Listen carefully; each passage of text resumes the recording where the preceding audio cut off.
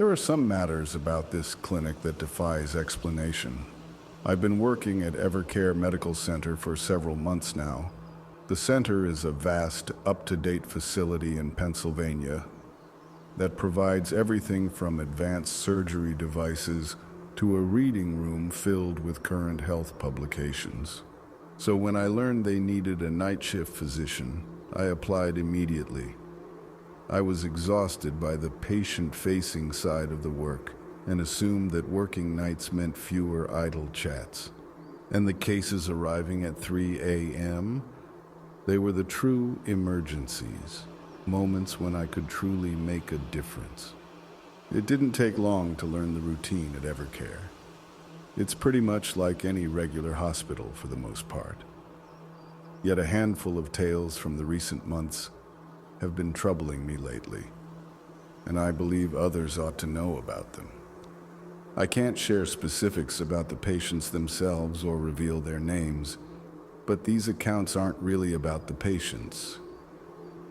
One evening, I encountered a case of severe dehydration.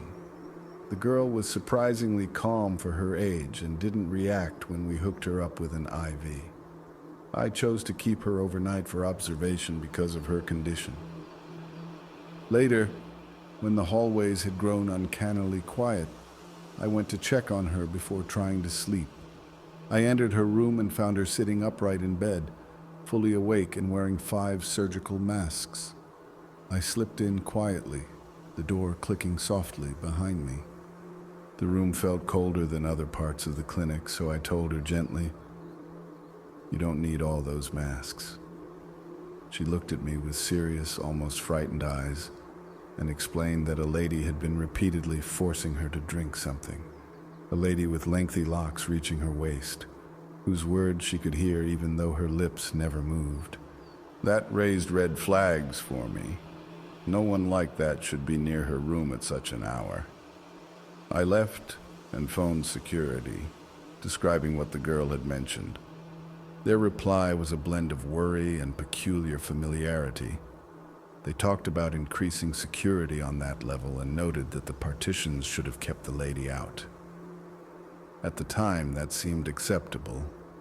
I had other patients to attend to. Yet lately, I began to question what they meant by partitions.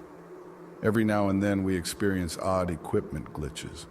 Once the X-ray unit malfunctioned, and I was summoned to step in when the usual operator couldn't get it working. The patient was a sturdy, middle-aged man, muscular and robust, claiming he swam and did construction work, which explained his strength, who arrived complaining of foot pain. Each time the operator attempted the scan, the images revealed that his leg was shattered internally. The X-rays displayed fractures so severe it appeared the leg ought to have been a soft, ruined lump externally. Yet his outward appearance was deceiving. He remained calm and hardly flinched when I examined his foot. It made no sense, so I redid the scan personally as soon as the other operator departed. And can you believe it? The X-ray appeared normal this time. No fractures, nothing unusual, just an ordinary foot with a slight ankle twist.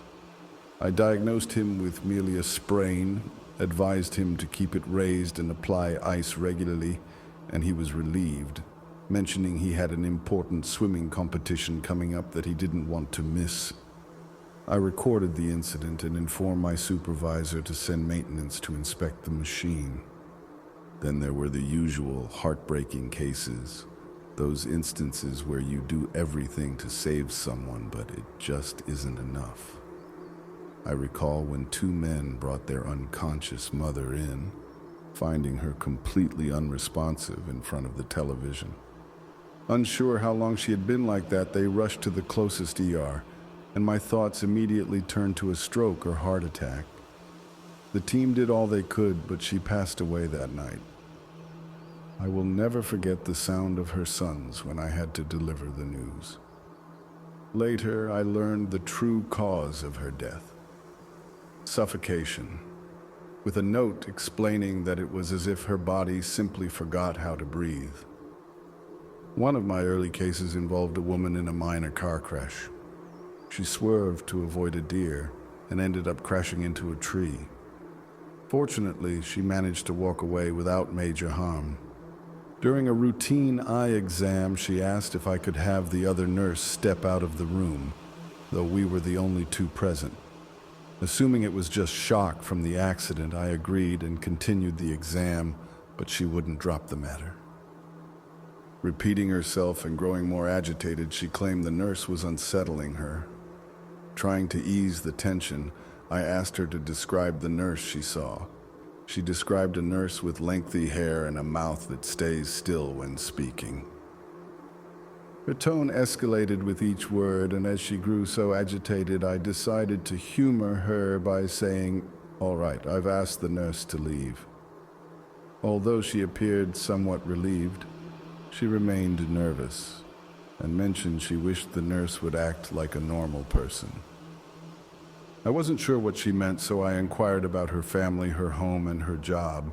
Still, she was too tense to relax, and I wasn't comfortable sending her home. I informed her she needed to remain overnight for monitoring. After that, she stabilized and all her tests came back normal, and I released her the following night. Yet I couldn't forget how panicky she had been during that first exam. Most nights here at EverCare are fairly calm, which gave me many opportunities to talk and learn about the other staff on the night shift. Rita, the head nurse, appeared to know everyone here. Though she could be a bit blunt, she was exceptionally skilled and the person you'd want during a crisis. Then there were Bella, Leo, and Camilla, the nurses I often partnered with during my shifts. We bonded over overdoing caffeine and snacks to keep our energy up. And then there was Dr. Markel, a family doctor I frequently worked with. He had been here as long as anyone could recall, and on my first shift, he gave me a tour and explained the basics, while sharing bits of advice, like where to find the best snack machines and how to win over Rita. One tip that stayed with me was his caution about the elevators.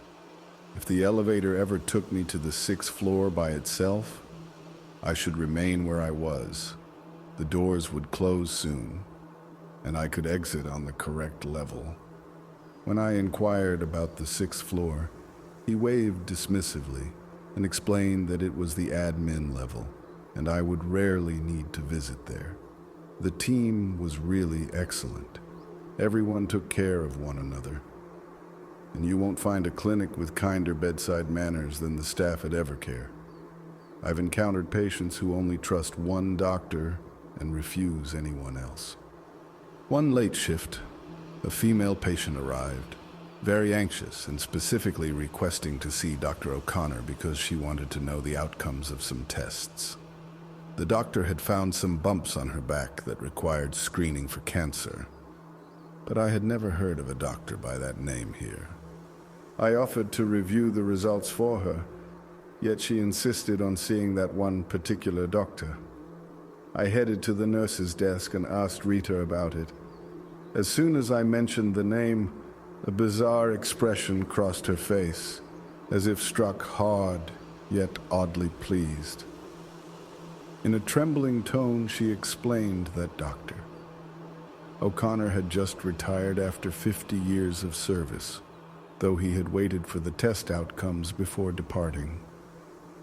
Rita passed me the file, and when I glanced over the results, I noticed that the lumps were benign.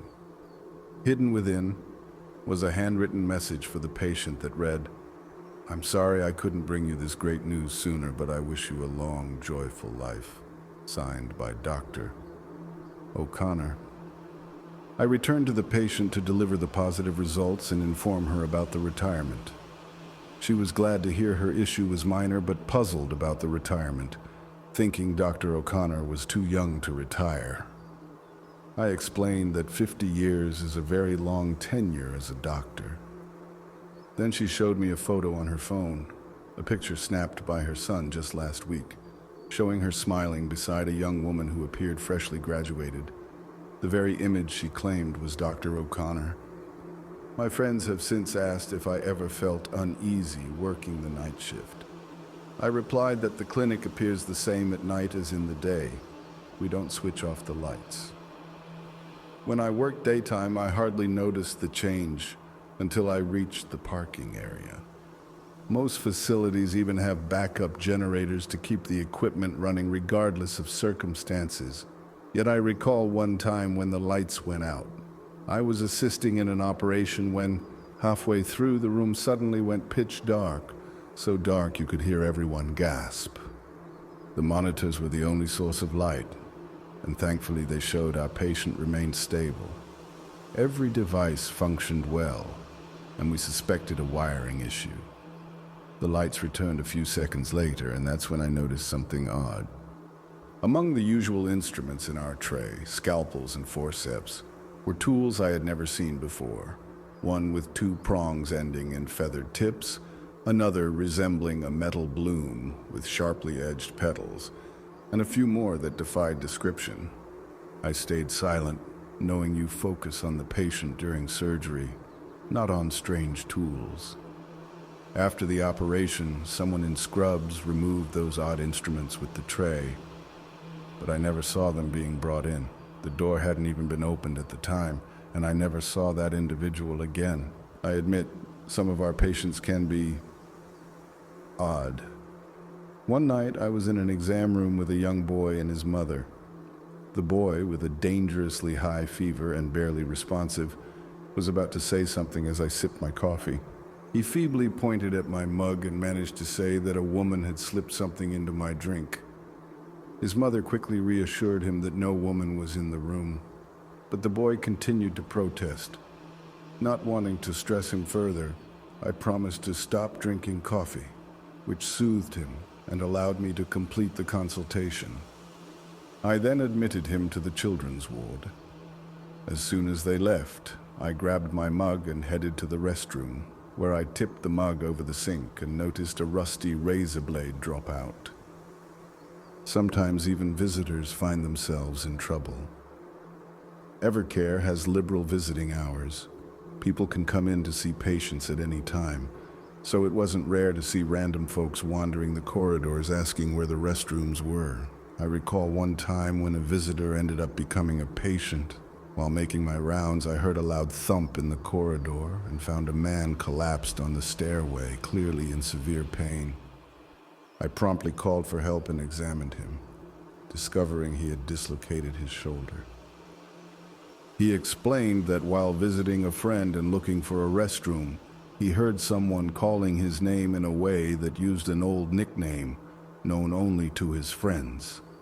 Intrigued, he followed the voice to the stairway, where he saw a woman gazing off to the side, her lips unmoving, even though the voice seemed to come from her. He shouted to her but received no reply, so he walked closer. As he did, he noticed a second face forming on the back of her head, a face that grinned, prompting him to flee down the stairs. I tried to keep a neutral expression, but I insisted he get a CT scan. Now, I know what you're thinking. I can't order CT scans for every patient who mentions odd sights, but I wanted to be cautious. I had witnessed events at this clinic that I couldn't fully understand, though I never dismissed more ordinary explanations when a patient's well-being was at risk. I was with Fiona during my first week when I witnessed something inexplicable. We were reviewing patient files as we strolled down the corridor, chatting casually, when we realized we had veered off course and ended up in an unfamiliar part of the clinic. Although everything appeared normal, it wasn't a section I had visited during rounds before. I sensed Fiona tense up beside me before she clutched my arm and pulled me toward the stairs. Just then, I heard a creaking sound behind us that resembled someone pushing a trolley.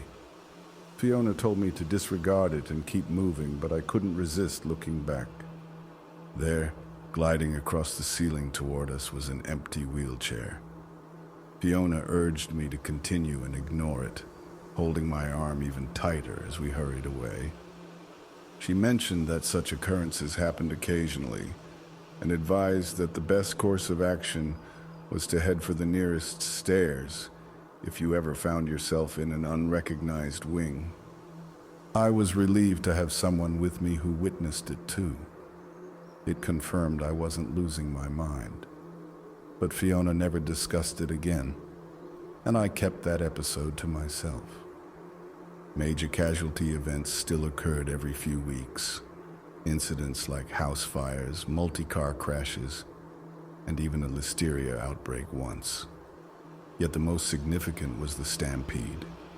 One evening, we received a sudden surge of patients from a high school dance after someone triggered the fire alarm as a prank, sparking panic as everyone rushed out of the auditorium. Many teens sustained injuries ranging from minor bruises to severe fractures, and the night became a blur as we scrambled to treat them.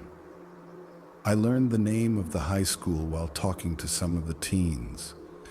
It didn't sound familiar, and although I'd lived in Pennsylvania all my life, I had never heard of that school. When I asked, I was shocked to learn they had come from Ohio. And even more baffling was that none of the kids could explain how they ended up at our center. They didn't seem to care, though. They were just glad to receive emergency help so fast.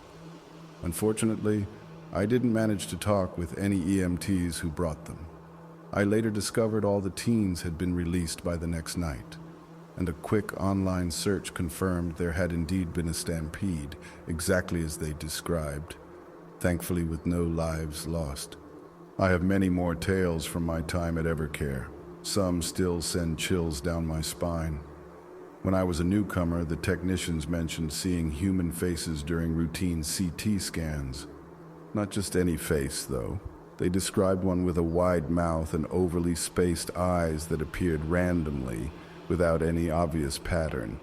I assumed it was merely an urban myth until I witnessed it firsthand. One day, while scanning a man's torso, I spotted something fuzzy on the initial scan. Assuming it was a technical error, I requested a repeat scan. But the second scan revealed large, dark patches over the patient's torso that made no sense. I even held the image to the light to check if I was imagining things, and in frustration, I ordered a third scan. This time, the image revealed a face, as if someone was lying over the patient. The face had a fish-like mouth and enormous, widely spaced eyes, and in one corner of the scan, I noticed vague shapes that turned out to be fingers waving hello. The technician said we needed to postpone further scans until next week. We did, and the follow-up scan ran smoothly with clear images and no odd patches. The patient went home without concern, but I couldn't shake thoughts of that face. After that incident, I rescheduled appointments whenever I heard that the face reappeared, telling patients the machine was malfunctioning and to book for the following week. Sometimes these events struck a personal chord. During one of my night rounds, I noticed a red glow emanating from one of the rooms. Checking my list, I saw that the room was supposed to be empty, with no patient's name displayed by the door. As I moved closer, the red light intensified, and I could hear the beeping of machines and multiple voices. A normal clinic sound, except that nobody was meant to be there. When I pushed the door open, the room was vacant. No red light, no beeping machines, no voices, only my extra shirt lying on the bed. I stored it in my locker for emergencies, recognizing it by the initials stitched on the cuff, a gift from my mother when I finished medical school. Then came the incident that truly frightened me, not because it happened to me, but because it had endangered a patient.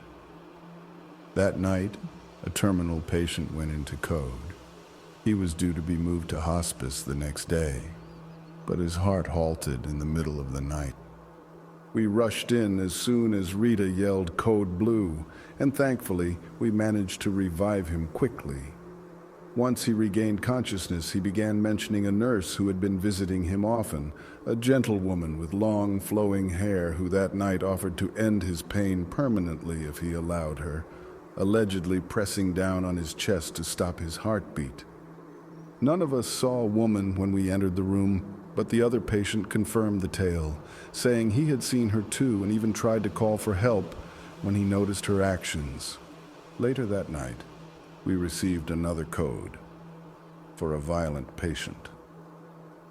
Though I wasn't present, Fiona recounted that a patient recovering from heart surgery began noticing the reflection of a long-haired woman in his window every night, whispering for him to remove his stitches. Night after night, he grew increasingly distressed until one evening a nurse found him actually removing his stitches.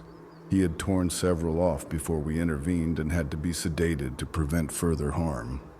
By that time, I'd been at EverCare for a couple of months, and in that period I heard many more tales about a mysterious woman who kept appearing when my patients were injured, always described with long hair and a mouth that never moved when speaking.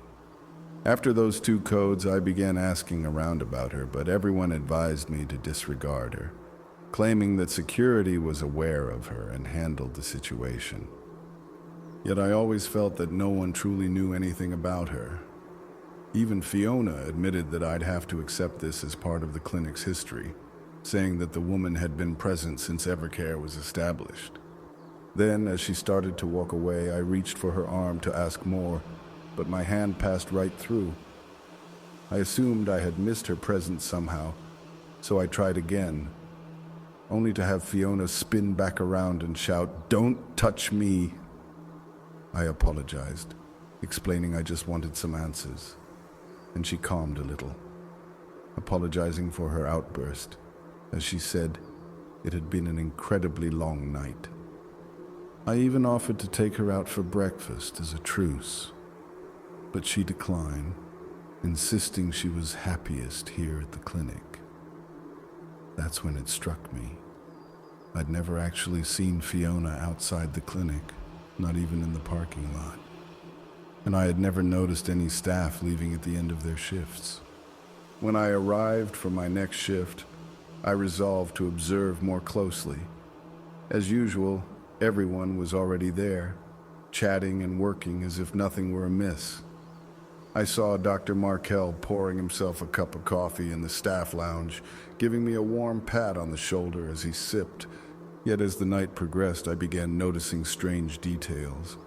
A nurse struggling to grasp a pen that kept slipping through her fingers, Rita's reflection flickering briefly in a window before returning to normal. These minor oddities became more frequent as the shift wore on, and by early morning, nearly everyone around me looked unusually pale, which I assumed was just exhaustion. Then, as my shift was ending and I was finishing a candy bar in the lounge before heading home, two doctors arrived. Dr. Rourke, a neurologist, and Dr. Collins from psychiatry. Dr. Rourke mentioned he was relieved patients no longer demanded lobotomies, recalling how he'd known it was nonsense when he first heard about them in the 1940s, while Dr. Collins snorted, claiming he'd met the eccentric inventor of the procedure. Remarkably, these two looked about my age, far too young to have been around in the 1940s. Opting to remain at the clinic during the day to observe more, I watched as patients came and went, and the center functioned as usual. Curious about my night team, I went to the nurse's desk to speak with Erwin, the head nurse for the day shift, and asked about my night colleagues, wondering where they were. He said they were resting and suggested I should do the same, yet I was convinced I hadn't seen any of them clock out and leave. I also inquired about the long-haired woman some of us had seen at night. He simply replied that security was handling it and to inform him if I spotted her. Everything appeared entirely normal until I strolled over to the stairs and impulsively climbed to the 6th floor, only to discover there was no 6th floor at all. I rarely used the stairs, so I had never noticed that the floors jumped from 5 directly to 7.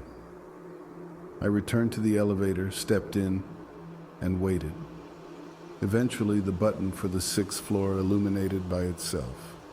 When the doors opened, all I saw was a lonely, dark corridor, deserted, with broken tiles and off lights, the only illumination coming from the elevator's glow. To my right, I noticed a wooden sign on the wall that read, "Patients." Below it was a list of names and dates inscribed in columns stretching deep into the hallway. I recognized some of the names as people I'd treated.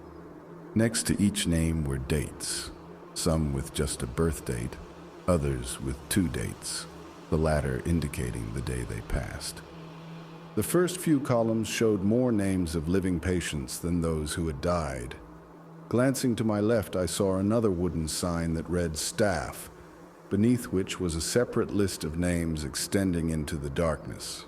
Names like Leo Garcia, Rita Davis, Dr. Markel, and Stacy Foster, all my night shift friends.